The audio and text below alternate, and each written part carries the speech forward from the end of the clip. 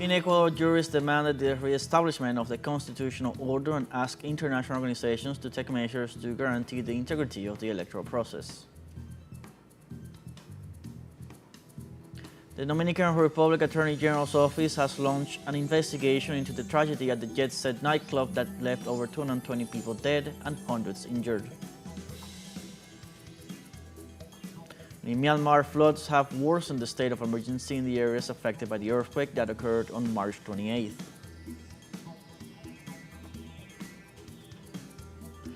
Hello, welcome to From the South. I'm Luis Alberto Matos from the teleSUR studios in Caracas, Venezuela. We begin with the news. Stay with us.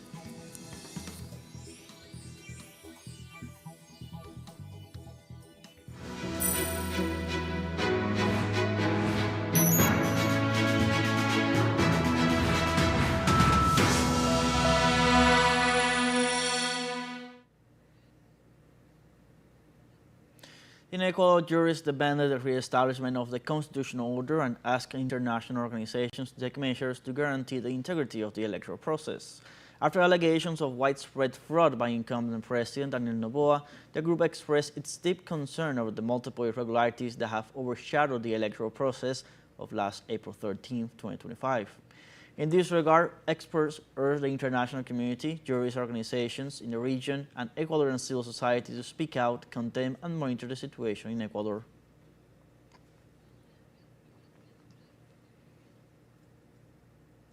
The Dominican Republic Attorney General's office launched an investigation into the tragedy at the Jet Set nightclub. The Directorate of Prosecution and the Public Prosecutor's Office of the capital Santo Domingo were instructed to carry out investigations to clarify whether there are responsibilities or failures that could have played a role in the collapse of the roof of the premises.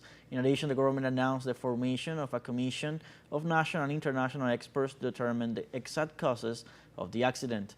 Over 231 people died in the fatal incident, including merengue singer Ruby Perez, who was performing at the time of the incident. And in this context, relatives of the victims filed a lawsuit against the owners of the nightclub where the accident took place and the local authorities for the failure to comply with their supervisory duties. The complaint came from the parents, one of the deceased, who demands a criminal conviction for involuntary manslaughter against the owners of the Jet Set venue, as well as compensation for the loss of their son under these circumstances. The amount of compensation has not been fixed, but the relatives are demanding justice for their relatives in what they consider an act of neglect.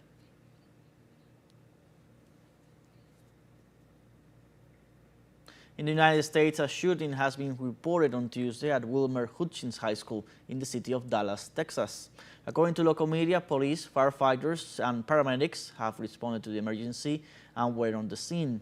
Preliminary reports indicate that at least 4 people were injured, including a 17-year-old boy who was shot in the leg. None of them have life-threatening injuries. Meanwhile, it is presumed that the suspect in the incident fled through a back exit of the school after the shooting, which is believed to have occurred inside the library.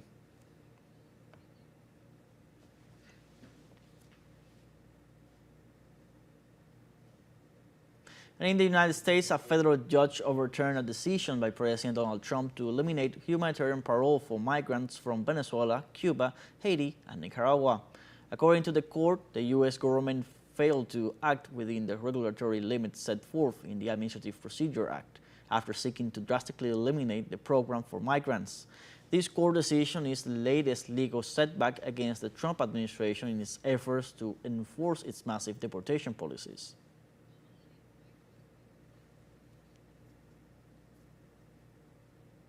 And a U.S. court will hold a hearing on Tuesday on the case of Kilmar Abrego Garcia, the Salvadoran deported by administrative error to a maximum security prison in El Salvador. The Salvadoran citizen continues to be deprived of his liberty in his country of origin, even though he had a court order protecting him from deportation since 2019. Since his arrest on March 12, 2025, the family of the kidnapped migrant has been demanding his release and safe return to the U.S. For its part, the government of El Salvador underlined that there were no reasons to return Kilmar Abrego Garcia after qualifying him as a terrorist. And on Tuesday, Mexican President Claudia Sheinbaum addressed the new 21% tariff on tomatoes announced by the United States. The head of state stressed the government was not notified of this measure and denied the alleged dumping of the produce claimed by the Trump administration. Regarding tomatoes, it is important to know this. The Mexican government was not notified, neither through the Ministry of Foreign Affairs, nor through the Ministry of Economy, nor through the Ministry of Agriculture. Lawyers for the tomato growers in the United States were notified. That is wrong. In any case, they should have notified the Mexican government as well. So, it is 90 days, as the Secretary rightly says. Tomatoes mainly from Sinaloa, although also from other states, are exported to the United States, and it is an export that has been going on for a long time. Some U.S. producers complain that the price of Mexican tomatoes is lower, when it is simply the production price. There is nothing that the state is subsidizing at the price at which it is being sold, something that does happens the other way around. Therefore, there is no dumping of tomatoes or of Mexican tomato producers in order to export tomatoes. Entonces no hay ningún dumping que haga el jitomate o los productores de jitomate mexicano para We now have our first break coming up. Remember, you can join us on TikTok at teleSUR English. We will find news in different formats, news updates, and much more. I'll be right back. Stay with us.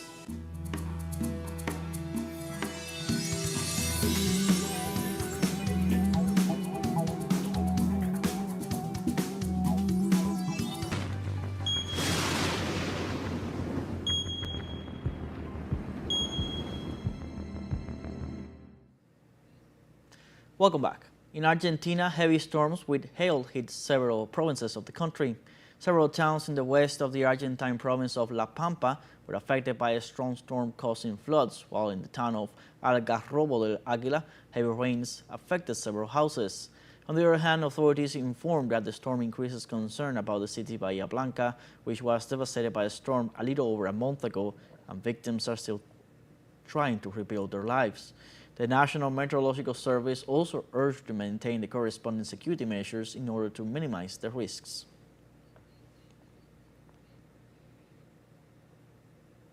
And in the Democratic Republic of the Congo, local authorities reported that the death toll from flooding rose to 72. Official figures pointed out that another 170 people were injured in the floods and that heavy rains have displaced more than 5,000 citizens from their homes. In this context, thousands of families remain in damaged homes or in temporary shelters exposed to health risks and further flooding.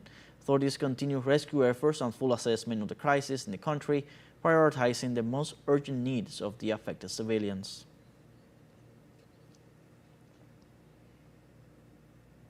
And in Myanmar, floods have worsened the state of emergency in the affected areas by the earthquake that occurred on March 28th.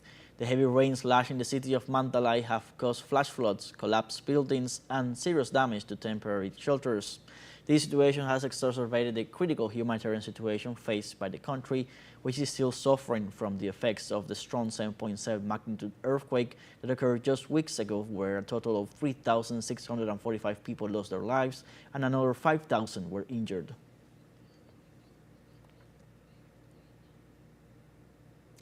Meanwhile, in Vietnam, the president of China, Xi Jinping, held a diplomatic meeting with his Vietnamese counterpart, Won Kwon, within the framework of his tour of Southeast Asia. During his visit, the Chinese president also met with the top leader and Secretary General of the Southeast Asian countries' Communist Party, To Lam, to witness the signing of 45 cooperation agreements between the two nations. Xi Jinping warned that Trump's tariff war will generate a progressive deterioration in global trade. Precisely, the Chinese leader warned of the imbalance in the global economic order and stressed the importance of boosting confidence in the links between Asian nations.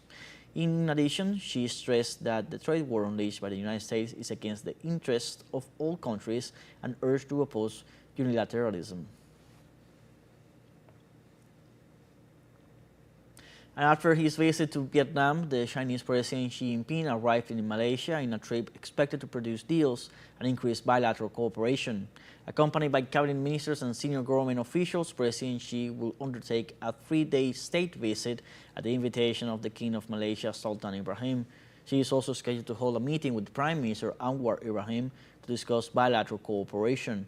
In this regard, the Chinese leader expressed hope that the visit would mark the beginning of a new era in cooperation as the nations celebrate the 50th anniversary of their diplomatic ties. The trip comes amid China's raging trade war with the U.S. after President Trump set off tariffs on Chinese imports.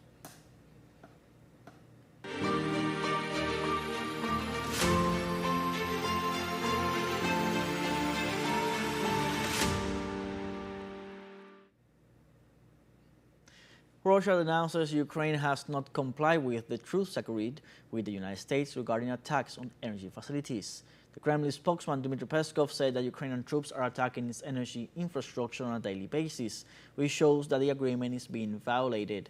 The Russian official ratified that Moscow maintains the ceasefire against energy targets, which was established for a period of 30 days. The Kremlin warns that since the entry into force of the truce between Russia and Ukraine, the Kiev regime has ignored its ceasefire obligations and continues its shelling.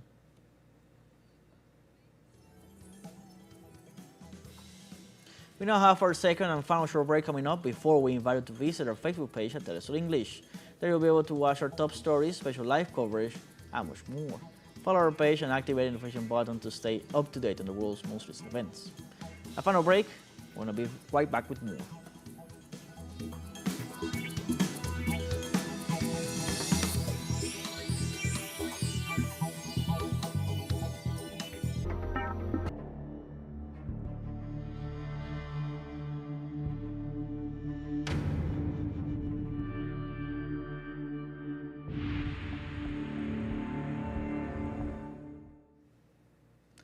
Welcome back.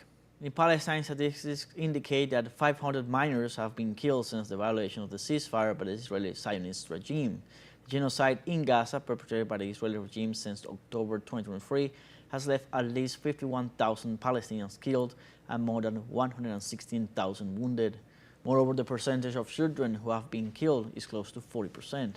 Following the violation of the ceasefire, there has also been an increase in the number of females killed, both women and girls, from 50 to 60%.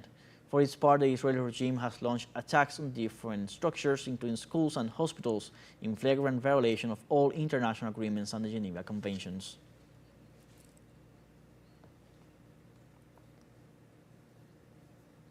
The United Nations denounces the increasing number of civilians killed by Israeli attacks in Lebanon. According to a preliminary analysis, at least 71 civilians, including 14 women and 9 minors, have been killed by Israeli forces in Lebanon since the ceasefire came into effect on November 27th, while more than 92,000 people remain displaced and the population is still living in fear. It also noted that since the ceasefire, Israeli attacks have hit civilian infrastructure in the territory, including residential buildings, medical centers, and roads. It should be noted that despite the agreements reached, the Israeli regime continues to attack targets in Lebanon daily.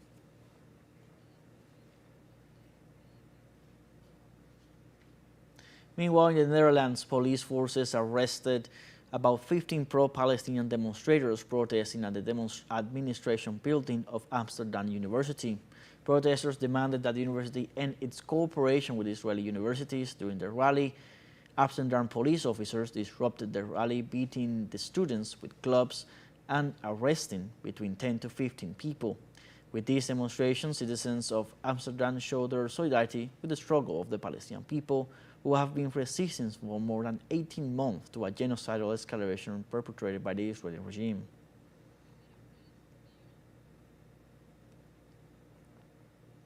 And the Maldives government bans the entry of Israelis in solidarity with the Palestinian people in the face of the genocidal war perpetrated by the Israeli regime in the Gaza Strip. Shortly after Parliament approved the legislation on Tuesday, President Mohamed Muizu ratified the ban on the entry of Israeli citizens until the genocidal aggressions against the Palestinian people cease, a move that was also supported by the country's political opposition. In a statement, the Maldivian presidency reaffirmed the country's strong commitment to the promotion and protection of the rights of the Palestinian people, while reiterating its support for the creation of a Palestinian state based on the pre-1967 borders with Jerusalem as its capital.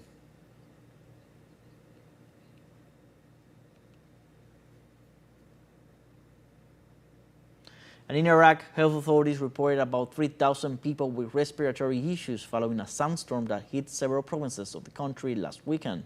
Officials warned that these figures could rise as Iraqi cities continue to be covered with a dense layer of dust, which affects mostly the southern governorates. They detailed that most of the cases with respiratory problems are found in the governorate of Basra, with 749 people affected. The Meteorological Center recommended the population not to drive vehicles due to the low visibility on the roads.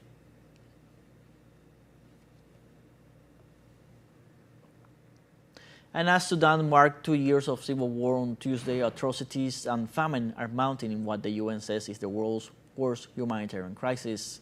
The UN Agency for Children, UNICEF, said the number of children in need of humanitarian aid has doubled from 7.8 million at the start of 2023 to over 15 million today. UNICEF also called for urgent action as the dire situation could tip into greater catastrophe. Half of the 50 million population faces hunger, and the World Food Programme has confirmed famine in 10 locations. The war erupted on April 15, 2023, with pitched battles between the military and the RSF in the streets of Khartoum that quickly spread to other parts of the country. Nearly 13 million people have fled their homes and 4 million have streamed into neighboring countries. Besides, at least 20,000 people have been recorded killed, but the true toll is probably far higher. And in Sudan, also extremists of the Rapid Support Forces announced the seizure of the Sam camp in northern Darfur, 2 years following the outburst of the civil war. Sources close to the Sudan Liberation Movement denounced that such seizure of the Sam refugee camp by the RSF brought about 450 deaths and many injured. Likewise, over 70,000 Sudanese civilians were forced to leave their homes to run away from the RSF attacks. In this context, the UN estimated that the Sam camp used to be home to over 500,000 displaced people, because it had been labeled as one of the largest safe zones in Sudan.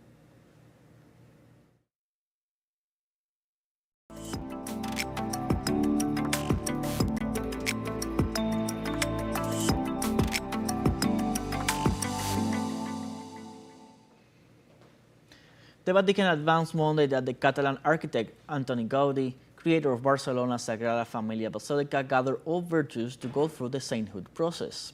On his first official statement, Pope Francis made such declaration as one of the initial steps to turn Gaudí, also known as God's architect, into a saint. Then the Vatican would have to beatify him before canonization, which is the last step. Gaudí's devotees had requested the Holy See to become him a saint for over 30 years. They grounded in the fact that the Sagrada Familia great stoneworks and spires persuaded people to convert to Catholicism. Moreover, the Gaudí Beatification Society, made up of 80,000 people worldwide, have been praying to Gaudí, imploring him to perform miracles.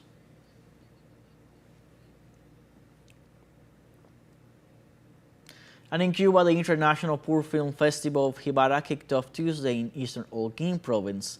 The 19th edition of the event is held until Saturday, April 19th. Attending the festival will be theater groups Palabras al Viento and Codanza, as well as recognized local actors such as Tajimi Alvariño Osvaldo, Doi Meadios, and Jacqueline Arenal. In addition, over 500 works had been submitted to this comprehensive festival to be decided upon by international juries. In this year's edition, Cuba competes with 25 films, Argentina with 11, Spain brings 9, Mexico and Peru 6 each, while Colombia, the United States, Chile, and Uruguay have 5 each.